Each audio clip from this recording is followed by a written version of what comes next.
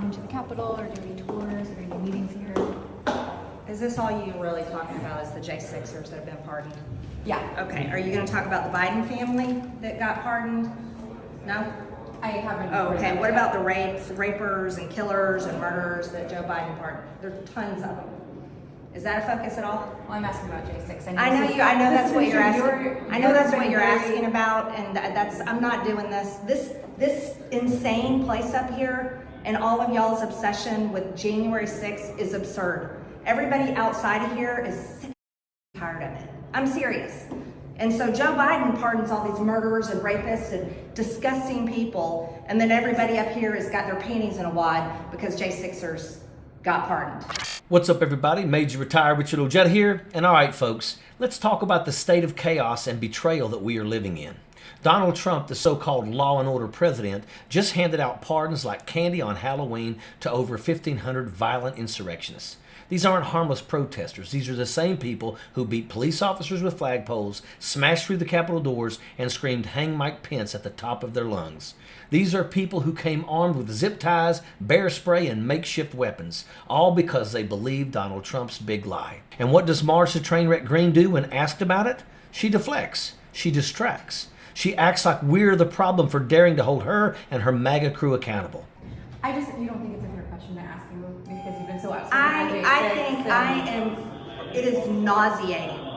I've seen all the Democrat-run networks ad nauseum about January 6th, and they just can't get over themselves, but they don't give a about real Americans. The speaker just created a select committee to investigate January 6th, so it's not like Republicans aren't talking about this. No, but it was your question. Are you gonna have J6ers come in? Are you gonna give them tours? Like, I'm so sick of you people and all this crap. This is the state of our democracy, folks. Chaos and betrayal at every level.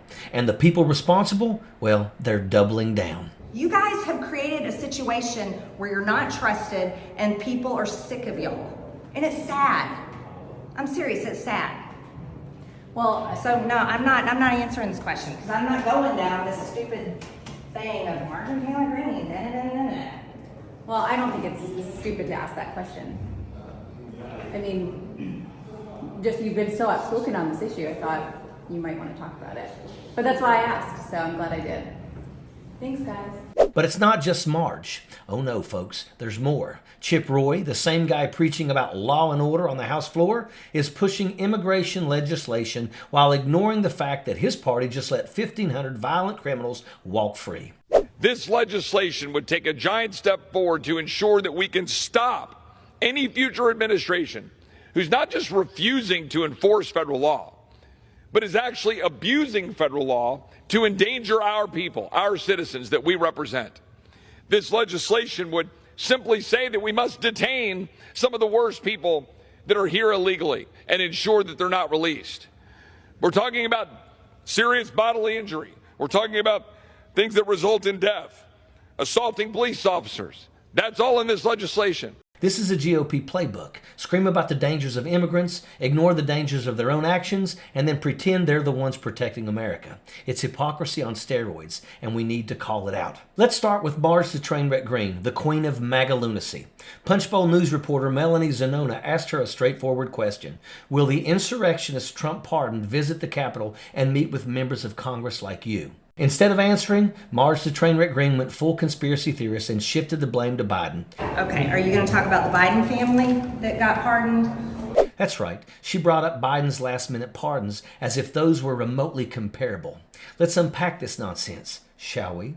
First off, Biden's pardons didn't include people who beat cops senseless, trampled officers, or threatened to hang Mike Pence, the Vice President of the United States.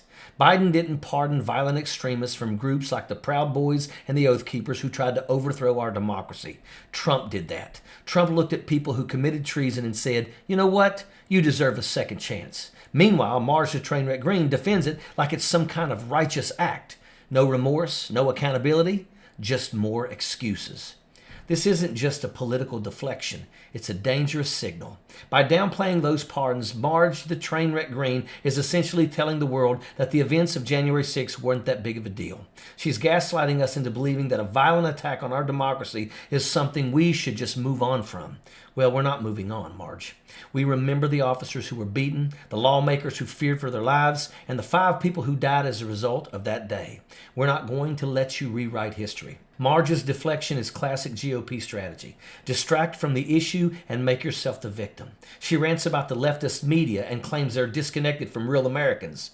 Marge, let me tell you what real Americans care about. They care about putting food on the table, paying their rent, and making sure their kids can afford college, not coddling a bunch of violent insurrectionists. Real Americans are tired of the lies, the distractions, and the excuses. But of course, that Neanderthal would rather play defense for Trump's mob than stand up for democracy. Let's talk about someone who actually is holding these hypocrites accountable, Representative Jim McGovern. I think it takes a lot of nerve to come down here and talk to us about law and order when the gentleman who just spoke was at a D.C. jail celebrating the release of people who attacked and beat cops here in this Capitol, who almost killed them. Some died as a result of their injuries.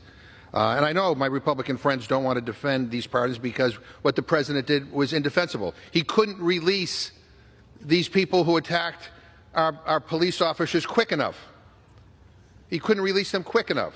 On the House floor, McGovern dismantled this nonsense coming from Chip Roy and his immigration tirade. Roy stood there demanding stricter immigration enforcement, claiming migrants are a threat to public safety. Meanwhile, his own party pardoned 1,500 violent insurrectionists who stormed the Capitol, attacked police officers, and nearly killed lawmakers. McGovern called him out directly, saying, "It takes a lot of nerve to come down here and talk to us about law and order when you were at the D.C. jail celebrating the release of people who attacked and beat police officers." That's the kind of leadership that we need right now. Someone who isn't afraid to call out the hypocrisy and tell it like it is. McGovern didn't let them get away with their deflection and lies. He reminded them that 5 people died as a result of January the 6th, including a police officer. Over 140 officers were injured, some suffering long-term trauma, and yet the GOP continues to coddle the very people responsible. They're not protecting America. They are betraying it. Think about what this means for law enforcement. Officers like Michael Fanone put their lives on the line that day, only to be abandoned by the very people who claim to back the blue. Oh, I have been betrayed by my country. Rest assured, I have been betrayed by my country, and I've been betrayed by those that supported Donald Trump. Whether you voted for him because he promised these pardons or for some other reason, you knew that this was coming. And here we are. Tonight, 6 individuals who assaulted me as I did my job on January 6th, as did hundreds of other law enforcement officers, will now walk free. 6 individuals who have threatened my life and who have made threats towards my family members, as well as countless other January 6th defendants who have threatened me because they see me as a spokesperson for law enforcement for this event. My family, my children, and myself are less safe today because of Donald Trump and his supporters. Fanone himself said it best. "I've been betrayed by my country, and I've been betrayed by those who supported Donald Trump." Can you imagine putting on that uniform, going to work to protect democracy, and then watching your attackers get pardoned? Watching your government turn its back on you? That's the reality these officers are now facing. McGovern's point is clear. You can't claim to stand for law and order while celebrating lawlessness. The GOP's double standard is tearing at the fabric of our nation. They'll target immigrants and blame the media, but when it comes to holding their own accountable, they're silent. Or worse, they're complicit. And the worst part, they're betting on us forgetting. They're betting that we will get tired, that we will lose focus, that we'll let them sweep this miscarriage of justice under the rug, and we cannot let that happen. And that brings us to the bigger picture.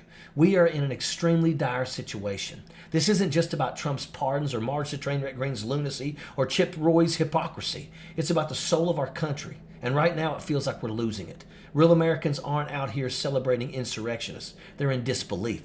We've beaten down, watching our institutions crumble and our democracy unravel.